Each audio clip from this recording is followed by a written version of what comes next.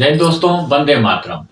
जब आप संयुक्त परिवार से अलग होके दूर दराज किसी शहर में कहीं घर बना के आप अलग रहने लगते हैं, आप अपने बीवी बच्चों के साथ। लेकिन क्या होता है, आप घर से बहुत दूर तो चले जाते हैं, सबसे नाता तोड़ तो लेते हैं, लेकिन कुछ लक्षण जो होता है वो आपके घर का आप में आ ही जाता है, क्योंकि खून और खून का रिश्ता होता है। सेम कहानी बिहार और झारखंड के साथ हुआ। हालांकि बिहार का बंटवारा तो बहुत बार हो चुका है।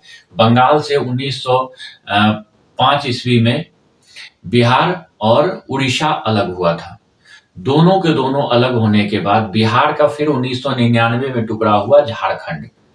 झारखंड का टुकड़ा इसलिए भी हुआ क्योंकि लालू यादव का राज था बिहार के ऊपर, और उस बिहार के अंदर जो अभी का टुकड़ा है बिहार का, उस टाइम पे बिहार में कुछ भी नहीं था। बिहार का जो झारखंड वाला एरिया था उसमें बहुत सारे कंपनी थे, जैसे टेल्को बोकारो में, टिस्को टाटा नगर में, भिलाई में, झरिया में। मतलब ऐसा कोई डिस्ट्रिक्ट नहीं है झारखंड का जहां कोई भी कोई उद्योग या कारखाना ना हो, लेकिन उस टाइम पे वो बिहार था। तो लालू यादव ऐसा कोई कारखाना नहीं था जिसमें कि घोटाला नहीं करते जा रहा था। और लॉ एंड ऑर्डर इतना खराब होते जा रहा था बिहार का, इतना खराब होते जा रहा था कि शाम के 6 बजने से पहले घर में माँ और बाप आशा देखने लगता था कि अभी तक मेरा बच्चा जो है मार्केट से नहीं आया, स्कूल से नहीं आया, बाहर से नहीं आया। इतनी हालत खराब हो गई थी बिहार की। एक दूसरा, बिहार के अंदर बरौनी में तो तेल शोधक कारखाना था, उसे भी बंद कर दिया था लालू यादव ने, और बहुत सारे छोटे छोटे उद्योग को भी बंद करवा दिया था। इन सब चीज का के विरुद्ध में झारखंड में अलग स्टेट, अलग राज्य का एक मांग उठा, और उन्हें ऐसा लगा कि अगर हम इस एरिया में अलग झारखंड बनाते हैं तो जितने भी कंपनी हैं, कारखाने हैं, वो सब झारखंड में आ जाएगा, और एक कुछ ही दिन में ज्यादा बिना मेहनत किए एक समृद्ध राज्य झारखंड बन सकता है। लेकिन ये तो बात तो सही है, झारखंड एक समृद्ध राज्य है, लेकिन वो प्रोग्रेस उतना जितना करना चाहिए उतना नहीं कर पाया। लेकिन उन्हें झारखंड को ये पता नहीं था कि हम बिहार से जब अलग होंगे तो उसके साथ साथ उसका खून का भी एक रिश्ता हमारे भी राज्य में आ जाएगा। जब 1999 में झारखंड का बंटवारा हुआ तो बहुत ज्यादा झगड़ा झंझट हुआ कि जो बिहार के हिस्से के यहाँ रह रहे हैं उनको भगाओ, जो हिंदी भाषी हैं उनको भगाओ, आदिवासियों का एक झारखंड है। लेकिन क्या हुआ, उसके बाद भी कुछ नहीं हो पाया, और झारखंड के अंदर पूरे कंपनी कारोबार लेने के बावजूद भ्रष्टाचार भी अहम चरम पे वहां पे गया। वहां पे इतने ज्यादा भ्रष्टाचारी हो गए, इतने ज्यादा भ्रष्टाचारी हो गए कि बिहार को उन्होंने पीछे छोड़ दिया। बिहार में तो लालू का समय चला गया था, नीतीश कुमार का समय आ गया था, और धीरे धीरे विकास करना शुरू किया।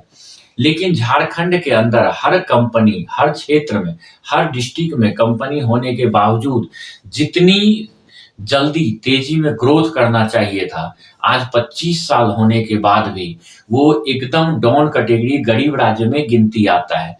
अगर आपके घर में स्वर्ण मुद्राएं, पैसे और काम करने का हर चीज उपलब्ध हो, तब पर भी अगर आप भूखे मर रहे हैं, तो फिर ये आपके खुद के घर के आदमी का गलती है, ना कि किसी बाहरी आदमी का गलती है। झारखंड में भी यही हुआ। झारखंड के अंदर मैंने देखा, बहुत जगह मैं गया था, वहां पे देखा कि जो कंपनियां हैं उनसे भ्रष्टाचार के नाम पे अलग से उगाही किया जा रहा है।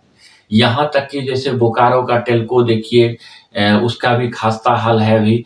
टिस्को देखिए यहाँ का, जमशेदपुर का, उसका भी धीरे धीरे डाउन होते जा रहा है। मतलब झरिया का जो कोयला का जो कारखाना है, उसके एक परत में आग लग गया है, पूरा झरिया सिटी जो है लाल हो गया है। लेकिन उस पे सरकार का कोई भी थोड़ा सा भी हम्म, मतलब उसके ऊपर थोड़ा सा भी ध्यान नहीं है झारखंड सरकार का। यहाँ तक कि झरिया सिटी के आदमियों को आप देखोगे ना, कि जो गोरा आदमी जाएगा 1 साल के अंदर वो काला हो जाता है गर्मी के कारण।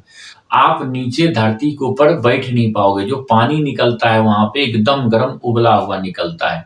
लेकिन झारखंड सरकार का सरकार छोड़िए, वहाँ का जितने भी पक्ष हो, विपक्ष हो, एक-एक छोटा नेता हो चाहे बड़ा नेता हो, सबको खाने से फुर्सत नहीं है वहाँ पे।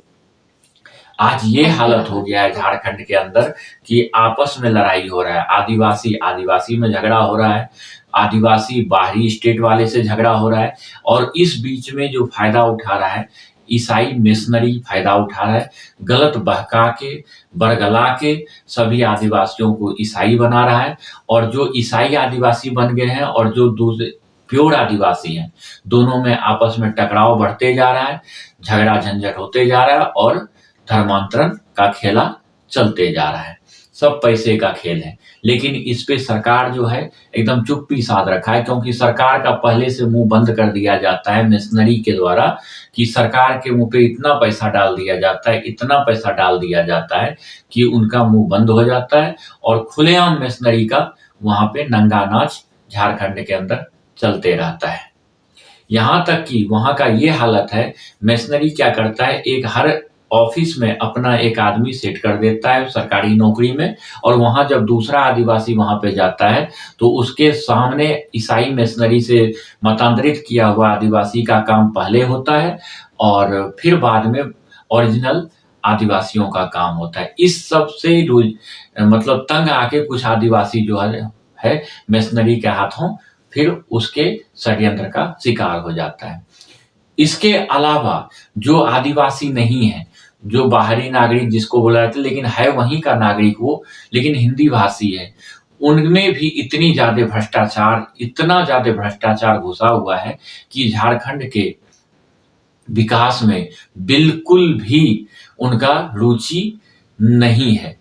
उन्हें सिर्फ उगाही से मतलब है, पैसा कमाने से मतलब है, क्योंकि एक तरफ जो है 2 पार्टीशन है। एक तरफ आदिवासी के नाम पे सरकार बनता है वहाँ पे, दूसरी तरफ आदिवासी और हिंदी भाषी के नाम पे सरकार बनता है वहाँ पे। तो उसमें क्या होता है कि दोनों तरफ से जब सरकार बनता है तो दोनों झारखंड को लूटने में लगा हुआ रहता है। आपको पता होगा, आपके घर में अगर 5 भाई है, उसमें जो सबसे ज़्यादा पैसा कमाता है, सबसे ज़्यादा फोर्स उसी के ऊपर पड़ता है। क्योंकि सभी कोई चाहता है 2 रुपए मिले, कोई चाहता है 5 रुपए मिले, कोई चाहता है 10 रुपए मिले, तो सबको 2-2, 1-1 रुपए देते हुए बहुत ज़्यादा उसके ऊपर बर्डन पड़ जाता है। सेम कहानी झारखंड का है। बड़े-बड़े कंपनियों के ऊपर जिसकी भी सरकार बनती है, इलेक्शन होता है, उसका पूरा खर्च जो है वही लोग निर्वाह करता है। इस कारण से क्या हो रहा है कि धीरे-धीरे झारखंड जो है गरीब से गरीब राज्य बनते जा रहा है।